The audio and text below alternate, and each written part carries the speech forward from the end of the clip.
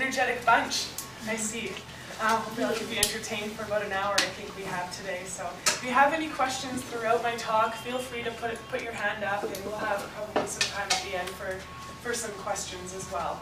So as mentioned, I am a speed skater. I've been skating for, I think, 15 years or so now, so long, long time, ever since I can remember. And before I speed skated, I was actually a figure skater, but I was a bit of a tomboy, and I hated wearing makeup, and I hated wearing dresses. My poor mother tried, but it just wasn't for me. So then I found speed skating in the Olympics, and I was like, I gotta try that, because that was my problem in figure skating. I would always rush things. I would want to go so fast, and they used to have the figure eights, and I would just go fast and fast and fast and be all over the place, not on the lines. I just wanted to go fast. So I think speed skating turned out to be a good fit.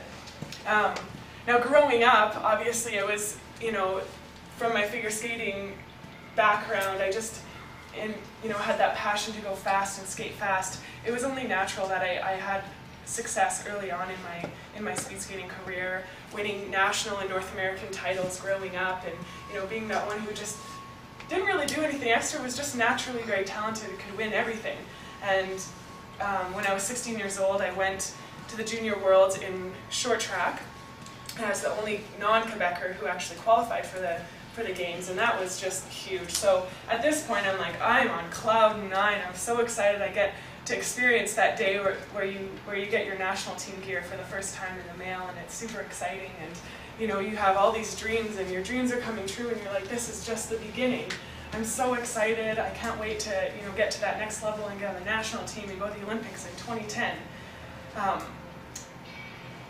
Little did I know, things sort of changed a little bit for me, and I think maybe I was getting a little too cocky or something, because it was the next season that I was going to start, and the year after the Junior Worlds, I started to feel a little bit different. My body wasn't reacting the same. I just wasn't quite the same skater that I was growing up when I was younger. So I went a year of a little bit of struggling and not really knowing why. That summer, I think I was just out watching a hockey game or something, and I remember my legs were crossed, and my foot goes numb, and I was like, oh, I better uncross my legs, because I don't know if you guys ever experienced it when you cross your legs too long and it goes a little bit tingly. That's exactly what I felt, except it never went away when I crossed my legs. When I uncrossed my legs, I was like, that's kind of weird, kind of shaking it, and I was like, oh well, I guess I'll just wait, it takes me a little longer or something. Must have crossed my legs for 2 hours and didn't notice or something. Sure enough, the next morning I wake up and that same numbness feeling went all the way up my right leg. I was like, oh, this isn't normal, and I don't think I crossed my legs when I slept last night, so maybe I should do something about this. So I went to the doctors. The doctor says, that's interesting, let me book you an appointment with a neurologist. Now a neurologist studies nerves, and he thinks maybe there's a nerve problem, because that's often what the sensation you get when you feel numbness or tingliness in your ligaments and stuff. So I went to the doctor, and he said, I'll book you a neurologist appointment. That'll come, maybe 3 to 6 months. You'll get in to see him. But if anything gets worse, just go to the hospital. That night, I went to bed and woke up at 4 o'clock in the morning and went to go to the bathroom. And I could hear myself peeing, going to the bathroom, but I couldn't feel it. So all of a sudden, I was all like, man, am I dreaming? Like, what's going on here? And I remember being really tired going to the bathroom. I just thought I was completely out of it. I was still sleepwalking and going to the bathroom or something. It was just odd. And soon enough, I wake up and I'm like, wait a second. I'm numb not only in my full right leg, but in my entire left leg and all the way up to my hips. Something's wrong. I think I gotta go to the hospital. So I don't know if you guys know Tyler Dara. He's another speed skater. He was actually my roommate at the time, and I have another roommate as well called Laura. So I wake them up and I'm like, listen, I can't feel myself pee. And they're like, what? It's 4 o'clock in the morning. Like, what are you going on about, Crystal? I'm like, no, seriously, like, there's no feeling in my legs. I need to go to the hospital. So 4 o'clock in the morning, Laura drives me to the hospital. I think Tyler came too. And I stayed in the hospital for, I think, 3 days, and over the course of the 3 days, I've lost feeling from not only my toes, but all the way up to my chest.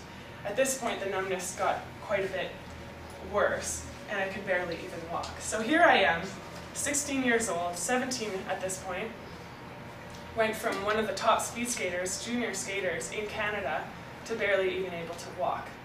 And And I was like, oof, this is not cool. I mean, this is something that I've never really dealt with. I've grown up very, very healthy my whole life. I, try to eat well. I've always been physically active. There's no disease or problems in my family.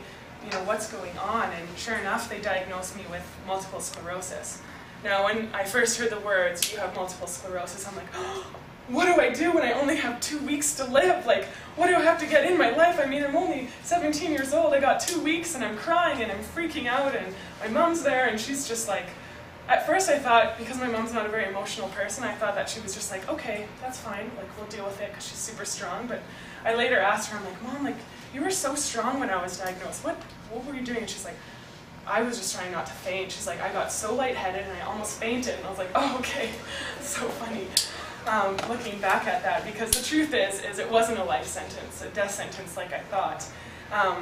I had no idea what MS is, and the ironic part is that I actually rode in the MS bike tour with my sisters back when I was 12 years old, just because it was a fun bike ride, and we knew, another person that joined, had a team, organized a team, and we biked in that team just for fun, and we raised money for a disease that we didn't even know what it was, and we didn't know anyone with the disease. Sure enough, I get diagnosed when I'm 17 years old. So I think there's a little bit of irony in that, and it was sort of foreshadowing to what was to come. Now, I was left here, like, scared, alone. I was, fearful and feeling all these negative words. Fear. Maybe a little, I would say jealousy was one of my big negative emotions that I felt. Oops, that's not spelled right. I'm jealous of people who can spell right. Just kidding. So jealousy was another one, because I'm sitting here in bed and not able to walk for about 4 months. I have double vision in my left eye. I have no control of my bladder, so I would just pee my pants. At 17 years old, I mean, I should be over that by now. And I'd just be at Safeway and be like, oh no, I think I need to buy some Depends.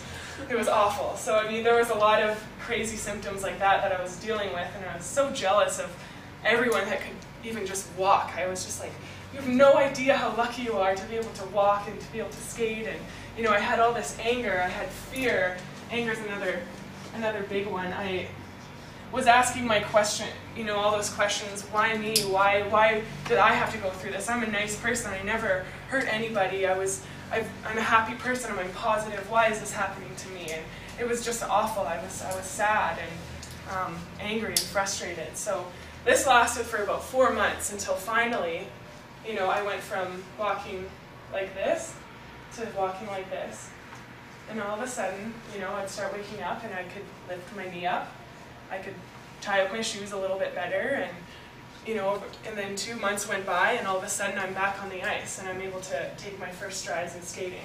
Were they the same when I was, before I got sick?